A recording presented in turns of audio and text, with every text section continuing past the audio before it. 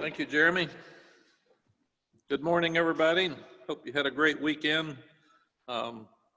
Really proud of the guys, excited about the win. Hard-fought win on the road.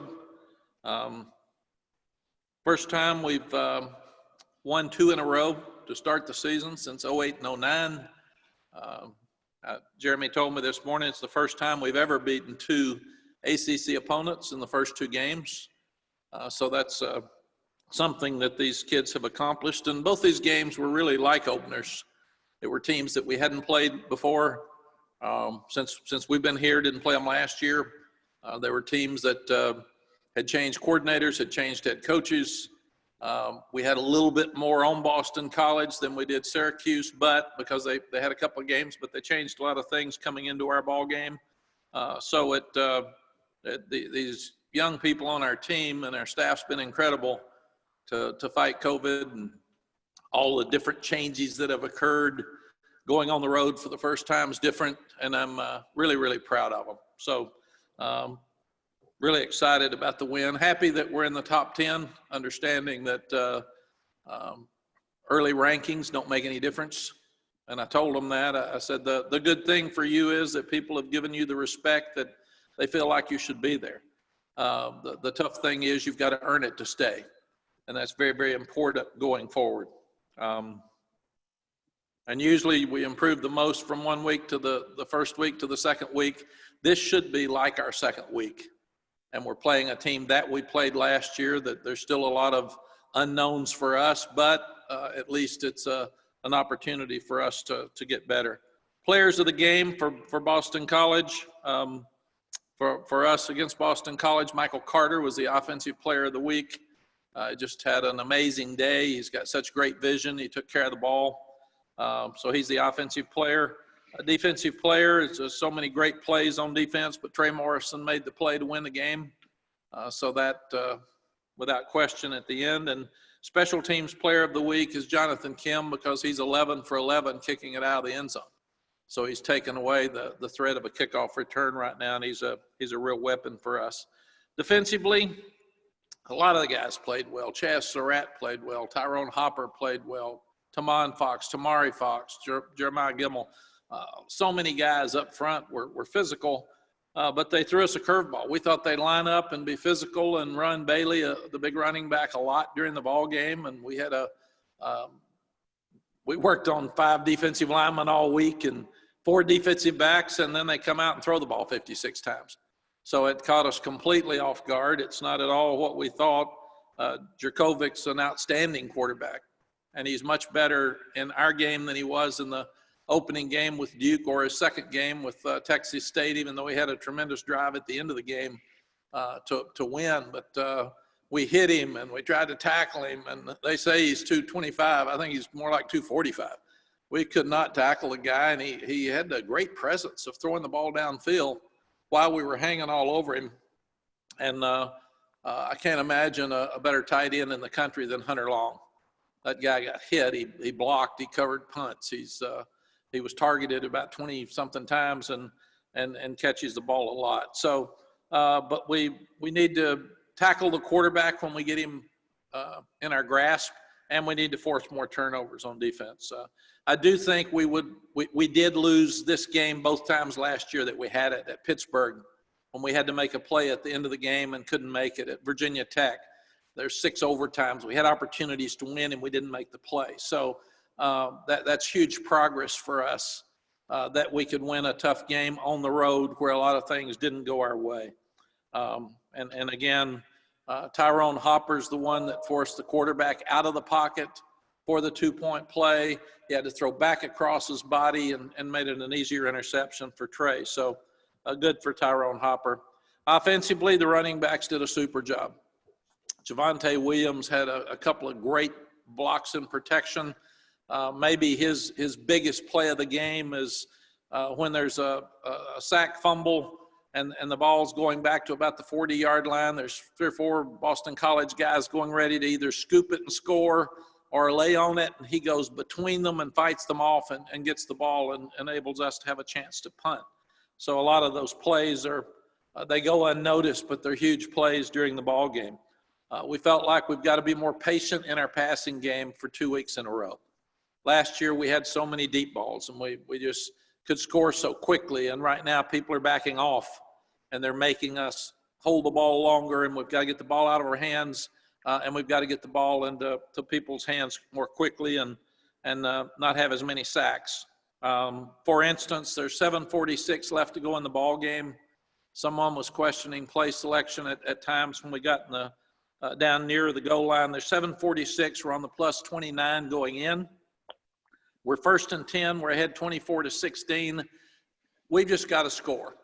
We got a field goal puts them in trouble. A touchdown may end the ball game and kill some clock while we're doing it. We throw them 1st down, and everybody's griping, why did he throw the ball there? Because we're running the ball well. And what you look at, there was a jump call where you try to get them to get offsides, and then your center snaps the ball if they are. Well, they didn't get offsides. We snapped the ball and we threw a fade, which would have been a run in that situation. So we've just got to be smarter as a group, and that was an error that was made that looks like it goes back to play selection. It really wasn't. It's something that's built into our plan that we didn't execute well. And then we go down and miss the field goal. It was a great kick, just a little bit to the left. It had the soccer curve on it. So, but we got to be more patient. We took care of the ball pretty well. We just had the one turnover where we got hit in the back because of a poor protection by a back, and that led to a turnover that led to points. Special teams, we said Jonathan Kim doing everything perfect on kickoffs. Ben Kiernan's doing the same. He punted the ball, directional punts, and kept it out of their hands, and they had done a good job with their punt returns. We didn't have much chance to have punt returns. I think we had 2. One of them was away, and we always want to catch it in the air, but that one, they directional punted across the field, and we couldn't get to it. And the other one, we didn't do a good job of holding up their gunners. Their gunners played better than our hold-up guys, so we've still got to improve in that area. And then there were a couple that we went safe punt because we thought they might fake the punt. The fair catch rule on the kickoff, to me, is a poor rule that should be changed. It was put in for the right reason. The rules committee was worried about concussions on kickoff coverage and kickoff return because you're running 30, 40 yards and running into each other. So they wanted to have fewer kickoff returns. So they said, fair catch the ball, move it to the 25, which is a good rule. It's fair, and a lot of people are using it. Where you get a punt and you use a fair catch, if the punt hits the ground and rolls, that you get the ball where it ends up. On kickoff, it's a little bit different. If the ball, you call a fair catch and the ball hits the ground wherever you touch it, if it doesn't go in the end zone is where you get it. If you let the ball go in the end zone, it's a touchback. Well, it's a live ball. So what happened with Michael, their kicker had held the ball up 4 seconds a lot. They had a really good coverage team. So we decided on the deep kicks, we were going to fair catch the ball. Michael's one of our smartest players. He sees the kick. It's coming at him. It's high. He's got the fair catch signal up, and all of a sudden it fishtails and dies. And he can't get to it. And then it rolls back, and he touches the ball, and that's where they get the ball, which I thought changed the whole momentum of the ball game. It gave them some hope. It gave them some excitement. They had trouble scoring, and it gave them a short field. So, but that's a rule to me that should be changed. If you're trying to discourage kickoff returns by fair catches, then treat it like a punt. If you call a fair catch, the ball's in the air, take it to the 25 if they want to fair catch it, and we'll have fewer returns. But that's something I will propose to the rules committee. Just doesn't come up very often because squibs are squibs and sky kicks are sky kicks, and this one was halfway in between and got us caught off guard. As a team, we had entirely too many penalties. They're a well-coached, disciplined team. They had 12. We had 10. Some officials call more penalties than others in a game. This was one where a lot were called. And the procedure, so you will know, is every Sunday we look at all the penalties and we decide what we think is a fair call, and we try to teach the players not to do it anymore based on that call. And then the second part of that is if we see one that we feel like should not have been called, we send that to the conference office because we want to know if they feel like it was a penalty, then we've got to start coaching things differently, and they will get back to us Tuesday or Wednesday on whether they think that the calls were fair or not. And the second thing I thought we really have got to do a better job of, that's a continuation of last year, is we've got to do a better job of forcing turnovers on defense. We're protecting the ball pretty well on offense, but we're not forcing turnovers. We just had the one interception on the 2-point play again, and there was a ball on the ground once we stripped from the quarterback and didn't get on it. So that's an area we can improve. Virginia Tech game, I'm number one, excited that we can have the families of our players there. We can have 3,500 fans that our administration's decided how to divide up between students and season ticket holders and fans. But so good, and to me, for mental health and just for parents to be able to see their sons play, and for family members to be able to see their sons play. And they didn't get to at Syracuse, and they didn't get to again at Boston College. And most of the parents came to the game against Syracuse and stood outside and waited, or they had to go find a place to watch the game. And I hate that for them. It's awful, but they will get to come this weekend, and the players will get the normal amount of tickets that they would have gotten before COVID for their families. So that's really, really positive. Justin Fuente is a friend of mine. He's done a tremendous job at Memphis, where I was calling his games when I was at ESPN, because they had a lot of Friday night games. And then I actually had one of his games where I did his pregame, halftime when they played up in D.C. against West Virginia. So I've known Justin a long time. I knew him as the offensive coordinator at TCU, in fact, when we worked against Gary Patterson a long time ago. He's done an outstanding job. They should be a top 10 team. They're really good. They're 2-0, and they've had a lot of people out. So that they are really underrated, and that shows you the fallacy of early season ratings in my estimation. Last year's game, 6 overtimes. The difference was they were much more physical than we were. We had 143 yards rushing, and we only were 9 of 21 on third downs, and we gave up 5 sacks. They rushed the ball last year against us for 254 yards. And now in the first 2 games this year, they've rushed for over 300 yards in both games. So this is good. We thought Boston College was going to be a physical game. Our players won't have to worry about a change in game plan from Virginia Tech. They're really good, and they'll line up and they'll run the ball. They're physical on offense. They've got 3 good quarterbacks that can run it and throw it. And Khalil Herbert, their transfer from Kansas, he's gotten 316 yards in 2 games. He's averaging 12 yards per carry. I've never seen anything like that. It's unbelievable. And this guy's he is a great player. He's a lot of fun to watch. And then they've got the big, tall, fast wide receivers. And their defense is very similar to what it was. They're going to be very aggressive. They're going to disguise a lot. They're going to come after you. And just 3 players that I just remember standing out from last year is Rashard Ashby, number 23. He's huge. He's an outstanding player. He's middle linebacker. Number 5, Gerard Hewitt, a big defensive lineman that knocked us around last year. And number 8, Emmanuel Belmar, defensive end. All 3 of those guys are NFL superstars in the future. And they've got a lot of other guys on defense that'll be stars. But those are 3 guys that just I remember standing on the sideline watching them early in the game last year and being so impressed with their physical presence, much less the way they played with their aggressiveness. Any questions that I can answer? Okay, thanks, Coach. Just as a reminder, please use the raise hand function. And when you ask your question, please give your name and your media affiliation. We will begin today with Mike Barber. So Mike, go ahead. Morning, Coach. Mike Barber from the Richmond Times-Dispatch up in Virginia. You hit on Khalil Herbert. I'm curious, as you look at the running game for this Virginia Tech team, the offensive line included, what do you see that's making them so effective through 2 games? Number 1, Mike, you've got to have a great running back. We've had some great offensive lines with an average running back. We cuss the offensive line all the time. But when you've got a superstar back there, those guys can block less and get more. So he is a superstar. He's one of the best running backs in the country. He's not just good. And he's the difference to me and their team from this time last year. Justin wants to run the ball. They want to be physical, and he is perfect for them, and they're physical in the offensive line.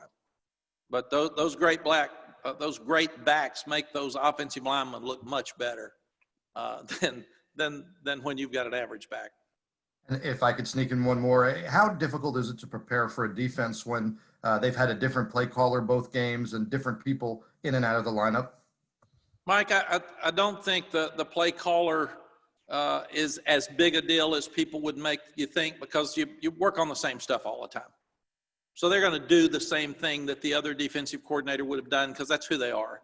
And that's what they prepare for. And that would be us. If Jay Bateman couldn't call defenses, we'd be calling the same stuff. The guy might not be as experienced, and you might not have the right call at the right time sometime, but that's just COVID. That's what all of us are dealing with. It's more problematic for us not to know who's playing. And what we've got to do is figure that the guys it's been 2 weeks that they've dealt with this stuff.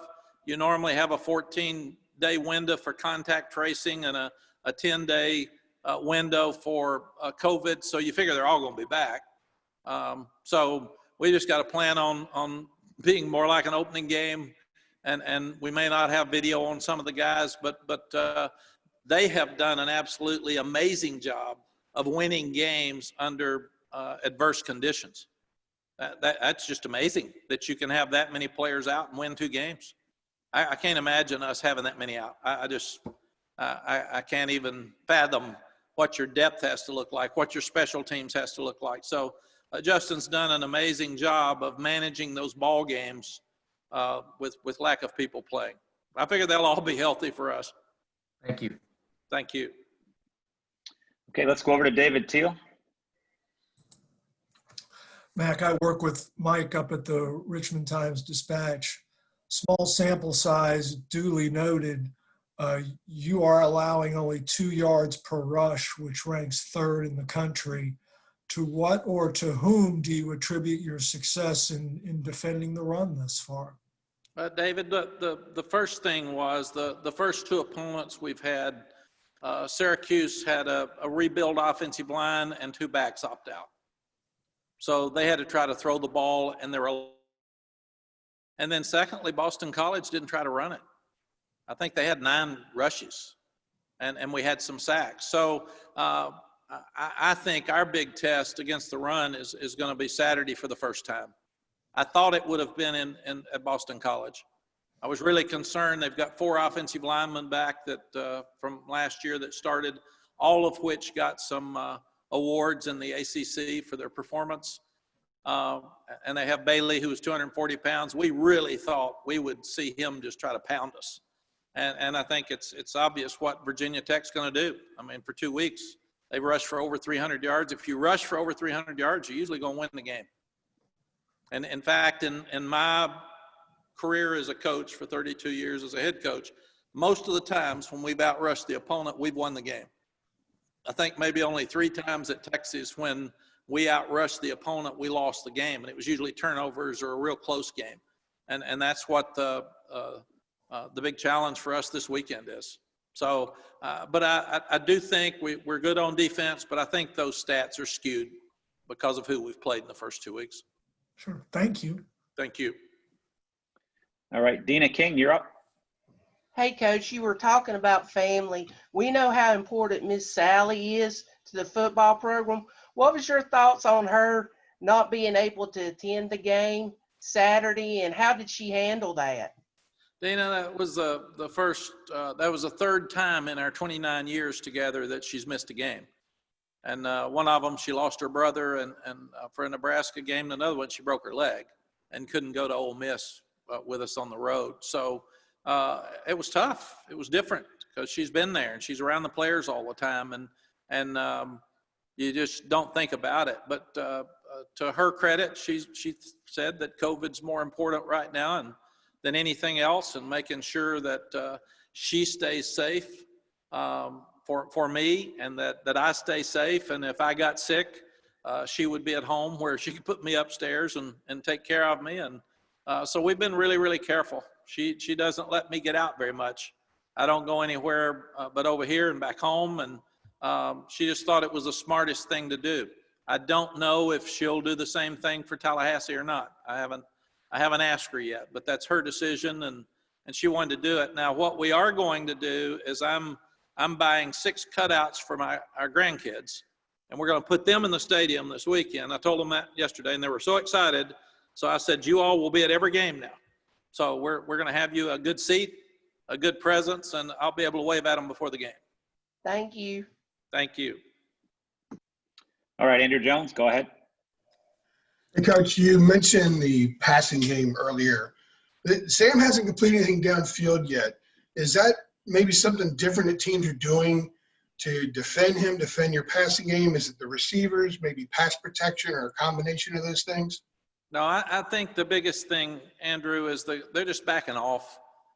And we were so good with the deep throw last year. And like your question, that's what the players are questioning. Why are we getting the deep ball? And we scored too quickly last year. So we have got to have more patience. We'll go 50 yards real fast and then mess something up because we're trying to hold the ball and wait for the deep winner. We have got to go back and understand a 4-yard play is a good play and understand that we're not going to be able to score as easily as we did last year. People have great respect for Sam now. People have seen us for a year. They understand that they're going to back off because we've got really good speed. So it's different. And what we've got to do is adjust. And after Syracuse, we said, well, we weren't patient enough. We tried to get too many deep balls. And after yesterday, we said, we aren't patient enough. We tried to get too many deep balls. And I said, wake up. Hey, it is what it is. New world. It's COVID 2020. They're playing us different. Let's adjust. Let's be smart. So it's time that we fix that this week. With that said, what is your evaluation of the pass protection that you guys had, especially Saturday against BC? Pass protection is always different. Me during a ball game, by and large, fans and media look at it and say, oh, 4 sacks is bad. Might be holding the ball too long. Might have been a coverage sack. Might have been somebody messing up on a twist up front, which happened early in the ball game. But the protection was better than it was perceived.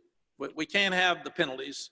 One of the downfields I'm having trouble finding, lineman downfield, but we did hold, and those really hurt us. If you get a sack or a holding penalty, most of the time it will disrupt your drive. They're like turnovers without costing you a field position.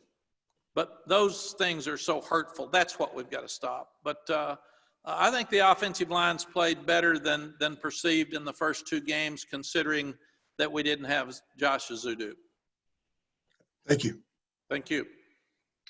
All right, CL Brown, go ahead. Hi, Coach. CL Brown, News and Observer. I was wondering, what is it going to take, kind of piggybacking off of Andrew's question with the passing game, what is it going to take to get Daz Newsome more involved? Is it mainly he's been taken out of the deep game, so that's what's kind of led to him 3 catches early on, or is it something else? Phil Longo got a hard job. Everybody's a play caller in America. I've done that job, and everybody gets to call them on Monday after the games or right after the play. I would have run that. Oh, I wouldn't have thrown there. Well, no, I'm the fan now. I'm on the sideline saying, darn, Phil, what's that about, man? It was funny that the position that Daz plays was targeted a number of times Saturday. One time, Toe Groves was in the game because we're trying to get depth and keep people fresh. Another time, Josh Downs was in the game. Toe caught his and made 10 yards or so, and Josh's was a little underthrown, and he couldn't get the ball for the touchdown in the end zone. And then we had Daz with one other one. And then you've got Joffrey Brown, who did great. And then you've got De'Ami Brown, who did great. And then you got Bo Corrales. You got a lot of guys. And then you got Garrett Walston that's playing really well and blocked well. He needs to get more balls.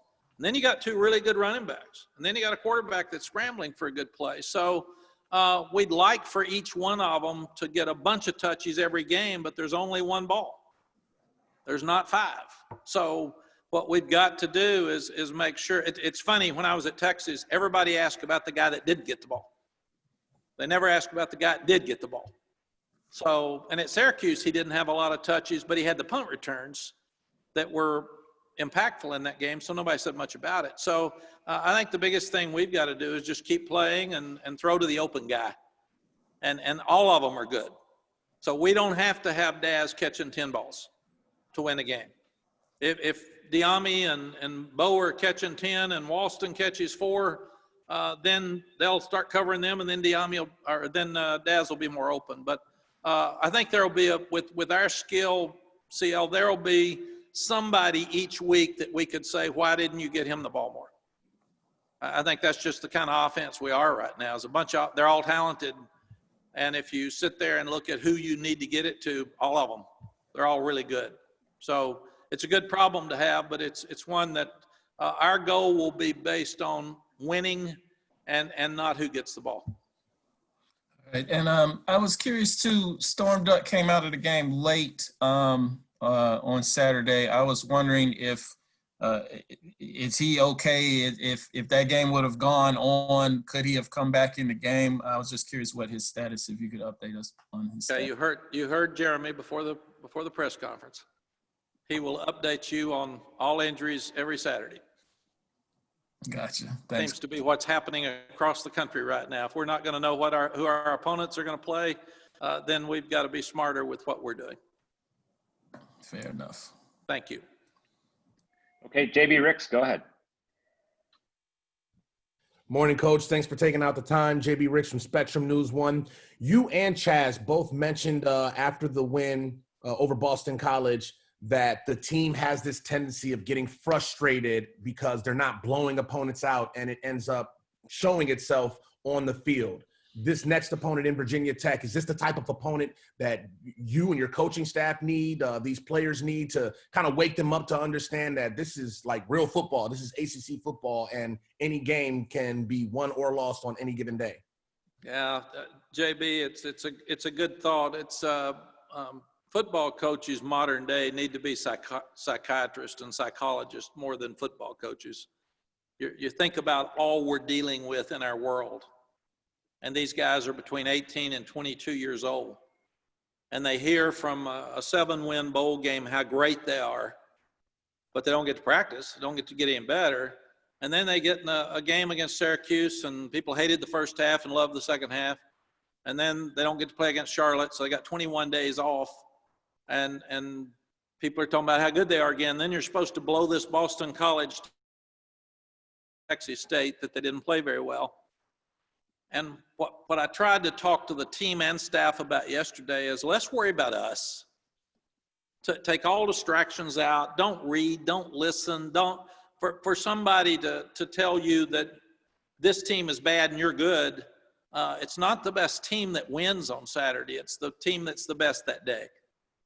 Let's go back to the lessons we talked about last night. Louisiana Lafayette beats an Iowa State team in Ames 31-14. That Iowa State team goes to Fort Worth and beats TCU the second week.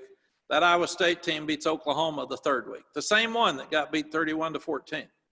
Then TCU goes and beats Texas. I mean, it's crazy. Mississippi State kills LSU. We all say Heisman Trophy quarterback.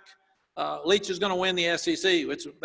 What a great team, man. This is unbelievable. They get beat by Arkansas, who's lost 20 straight SEC games the next week.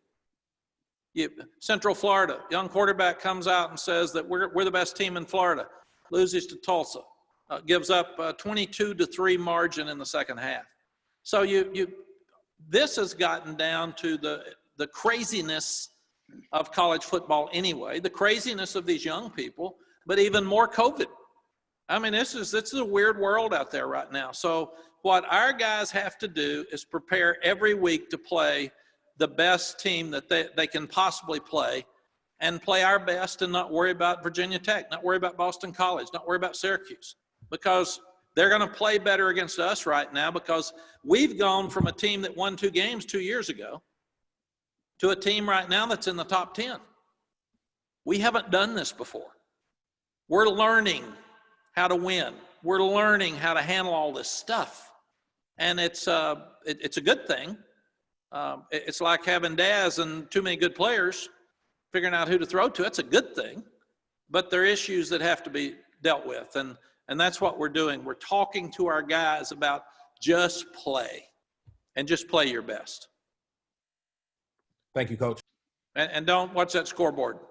Leave that scoreboard alone. Just don't look up. till the game's over. All right, Greg Barnes, go ahead. Hey, Mac, with regard to the kickoff situation in Boston on Saturday, was there any confusion on Michael's part about what he should have done in that role, or was it just a matter of the ball nosediving on him? I don't think so, Greg. Michael's smart. We worked on those things all week. Javon's really doing a good job with our special teams, and I think it just nosedived.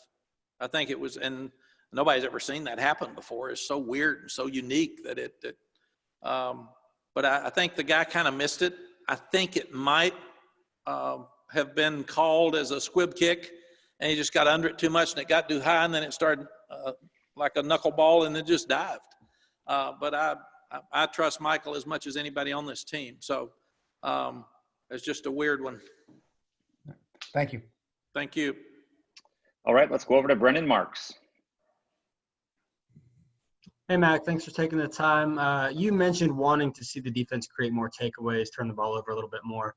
Is there anything that you or Bateman can do to sort of stimulate that, or is that something that just comes as guys have been playing together, taking more time and sort of getting into more of a regular rhythm without some of those layoffs? Yeah, Brandon, they usually come in bunches. When you get one, you get excited, then you get a bunch of them.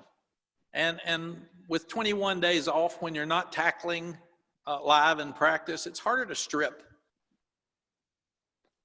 We're constantly talking to the guys about tipping it and stripping it.